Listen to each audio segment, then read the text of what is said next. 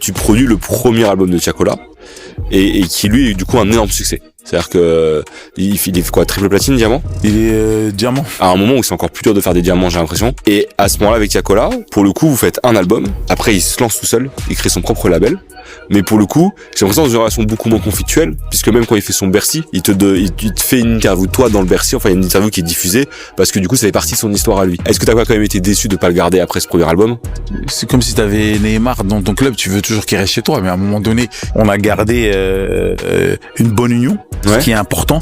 Ouais. Derrière, on est toujours en contact. S'il y a des trucs à faire, on va le faire ensemble, tu vois. Il y a pas de problème parce que les choses ont été faites. Je les ai accompagnés en tant que producteur.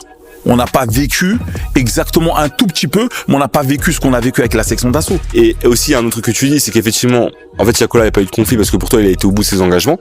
Et donc, du coup, il a fini ses engagements et après... Qui veut, même toi, t'es producteur, t'as un artiste qui fonctionne, est-ce que tu veux qu'il parte? Moi, je préférais qu'il reste. Voilà, tout le monde préfère qu'il reste, mais maintenant... Et tu penses que c'est possible de le garder? Moi, je pense que quand t'as des ambitions et que t'as une stratégie et t'as une équipe derrière, t'as envie de montrer toi aussi. Et c'est là l'expérience, là on parle d'expérience. T'as envie de montrer que t'es aussi capable de produire tes propres projets en même temps, mais sans cracher sur celui qui t'a créé, en allant au bout de ce que tu dois faire.